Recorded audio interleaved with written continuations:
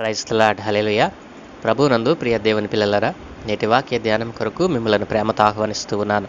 నేటి వాక్య ధ్యానముగా ఒక శ్రేష్టమైన అంశమును గురించి మనం ధ్యానం చేద్దాం. అనుకున్నవి సాధించాలంటే ఈ శ్రేష్టమైన అంశమును గురించి మనం ఈ రోజున ధ్యానం చేయబోతా ఉన్నాం. దానికి మూలపాఠముగా సామెతల గ్రంథము 19వ అధ్యాయము 21వ వచనాన్ని చదువుకుందాం. సామెతల గ్రంథము 19వ అధ్యాయము 21వ వచనము.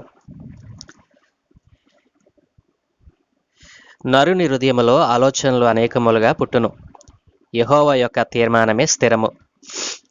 ఆమేన్. ప్రభువునందు ప్రియ దేవుని పిల్లలారా, అనుకున్నవి సాధించాలంటే అనే అంశమును ఈ రోజున మనము ధ్యానం చేయబోతా ఉన్నాం. అందు నిమిత్తమై చదువుకున్నబడిన లేఖన నిమిత్తమై ప్రార్థన చేద్దాం.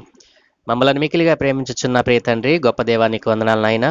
ఏ మంచి లేని మా జీవితంలో మరొక నూతన ఉదయాన్ని అనుగ్రహించారు తండ్రి. ప్రతి ఉదయమున నీ శ్రేష్టమైన వాక్య ధ్యానము చేత మమ్మల్ని బలపరుస్తూ ఉన్నారు, స్థిరపరుస్తూ ఉన్నారు.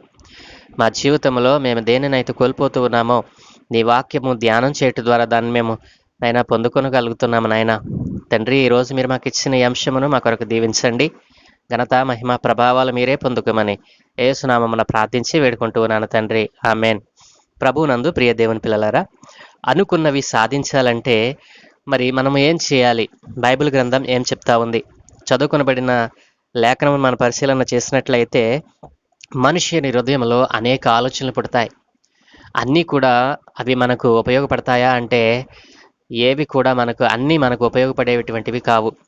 నరుని హృదయంలో ఆలోచనలు అనేకములు పుడతాయి, కానీ దేవుని యొక్క తీర్మానమే అది మరి చివరికి దేవుని యొక్క తీర్మానమే మరి సిద్ధింపజేస్తుంది. కాబట్టి నరుని హృదయంలో ఆలోచనలు ఎన్ని పుట్టినా దేవుని యొక్క తీర్మానము, దేవుని యొక్క మరి దాన్ని ఏమంటామంటే దేవుడు స్టాంప్ అయిపోతే అది మన జీవితంలో ఎంత మాత్రమును నెరవేరదు. కాబట్టి ప్రియ దేవుని పిల్లలారా, అనుకున్నవి సాధించాలంటే మనం ఏం చేయాలి?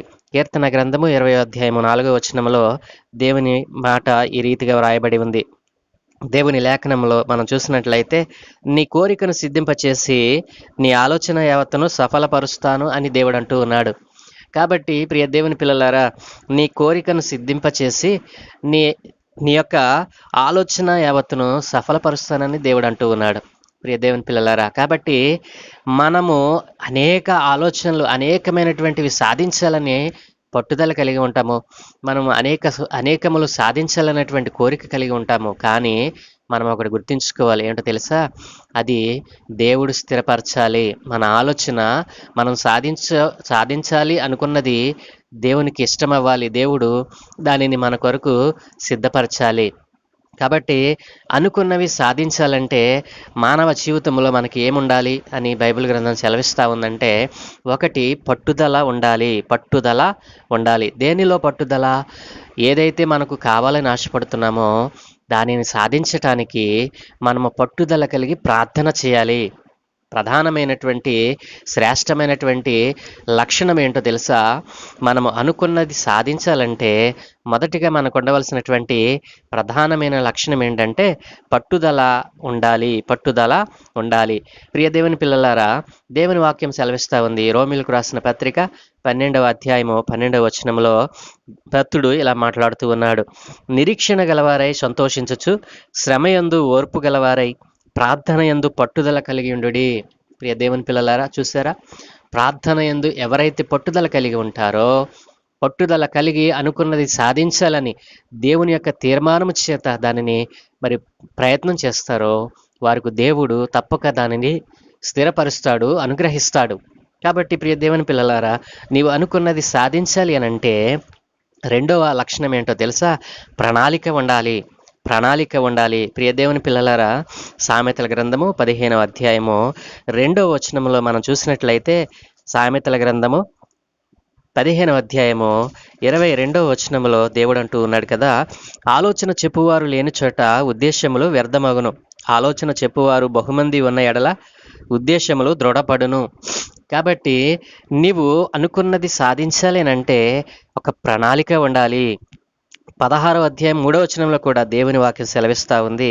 నీ పనుల భారము యెహోవా మీద ఉంచుము, అప్పుడు నీ ఉద్దేశములు సఫలపరచబడును.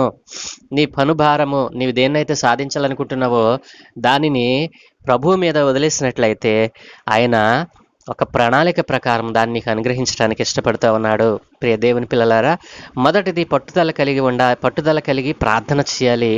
రెండవది మన యొక్క పనుల భారము, మనం దేనినైతే సాధించాలనుకున్నామో దానిని ఆయన మీద వేసివేయాలి. ఆయన మీద వేస్తూ మనము ప్రయత్నం చేసినట్లయితే ఆయనే దానిని మనకు అనుగ్రహిస్తాడు. మూడవదిగా మనం చూసినట్లయితే సమయాన్ని సద్వినియోగం చేసుకోవాలి. ఎఫెసీయులకు రాసిన పత్రిక 5వ అధ్యాయము 15-16లో దేవుని వాక్యం సెలవిస్తూ ఉంది. ఇప్పుడైనను మీరు సమయమును సద్వినియోగం చేసుకొనొచ్చు దివారాత్రములు దేవుని యొక్క వాక్యాన్ని ధ్యానం చేసినట్లయితే సమయము చాలా కొంచెముగా ఉంది. సమయము చాలా కొంచెమైపోతా ఉంది. సమయం లేదు. కాబట్టి నువ్వు అనుకున్నది సాధించాలంటే సమయాన్ని సద్వినియోగం చేసుకునేటువంటి మనసు నీకు ఉండాలి అని దేవుని వాక్యం సెలవిస్తోంది. ప్రియ దేవుని పిల్లలారా, అనుకున్నవి నీవు సాధించాలంటే అనేక ఆటంకాలు నీకు వస్తాయి. కానీ నీవు పట్టుదల కలిగి ప్రార్థన చేయాలి. ఒక ప్రణాళిక ప్రకారము దేవుని మీద దానిని పెట్టి నువ్వు ప్రయత్నం చేయాలి. మూడవది సమయాన్ని సరిగా సద్వినియోగం చేసుకోవాలి. ఈ 3 లక్షణాలు నీ జీవితంలో ఉంటే నీవు అనుకున్నది తప్పక దేవుడు నీకు అనుగ్రహిస్తాడు. నీవు అనుకున్నవి సాధించాలంటే ఈ 3 లక్షణాలు నీ జీవితంలో కలిగి ఉండి ఆ దేవాది దేవుని యొక్క కృపకు పాత్రురాలు కావాలని ప్రభు పేర మనవి చేస్తూ ఈ నా మాటలు ముగిస్తూ ఉన్నాను. ప్రార్థన. మమ్మల్ని మికిలిగా ప్రేమించుచున్న ప్రియ తండ్రి, గొప్ప దేవానికి వందనాలనైనా. ఏ మంచి లేని మా జీవితంలో మరొక నూతన ఉదయాన్ని అనుగ్రహించారు. అవును దేవా, మా జీవితంలో అనేకములు మేము సాధించాలని ఆశపడతాం. కానీ దానిని ఎలా సాధించాలో తెలుసుకొనకుండా అజ్ఞానం చేత ఈ రోజున చాలామందినైనా అనేకమైనటువంటి వాటికి తమ యొక్క తెలివితేటలను ఆపాదిస్తూ తమ జ్ఞానాన్ని, తమ బుద్ధిని, వివేచనను వ్యర్థం చేసుకుంటూ ఉన్నారు. నీ జ్ఞానము ఎంత శ్రేష్టమైనదో నీ పరిశుద్ధ గ్రంథములో నుండి నీవు సెలవిచ్చావునైనా. అవును తండ్రి, నైనా మేము అనుకున్నవి సాధించాలేనంటే మేము పట్టుదల కలిగి ప్రార్థన చేసే జీవితం మాలో ఉండాలి అయ్యా. ఒక ప్రణాళిక మాలో ఉండాలి. ఆ ప్రణాళిక ప్రకారము దానిని మీ మీద మేము వదిలిపెట్టినట్లయితే మా పనుల భారము నీ మీద ఉంచినప్పుడు దానిని మాకు అనుగ్రహిస్తానంటున్నావు నాయన. అలాగనే తండ్రి, సమయాన్ని సద్వినియోగం చేసేటువంటి మనస్సు నాయన మాకున్నప్పుడు దాన్ని నీకు అనుగ్రహిస్తానన్నావు. అవును తండ్రి, ఈ 3 లక్షణాలు కలిగి ఎవరైతే తాము అనుకున్నది కావాలని ప్రయత్నం చేస్తూ ఉన్నారో, పట్టుదల కలిగి ప్రణాళిక కలిగి సమయాన్ని సద్వినియోగం చేసుకుంటే ఎవరైతే ప్రయత్నం చేస్తున్నారో తండ్రి, వారి జీవితంలో వారు ఊహించని గొప్ప మేలులతో, గొప్ప కార్యములతో వారి జీవితాన్ని నింపమని ఈ రోజున నీ సత్యమైన వాక్యమును పెడచెవిన పెడుతూ నీ రాజ్య వారసులుగా మారకుండానైనా ఈ లోకంలో ఉన్న ప్రతిదానికి మహిమను ఆపాదిస్తూ చెడిపోతున్నటువంటి నా ప్రియ సహోదరులను మీ చేతులకు అప్పగిస్తా ఉన్నాను. వారందరినీ మీ చేతులకు అప్పగిస్తూ ఉన్నాను నాయన. వారి ఆత్మను రక్షించండి.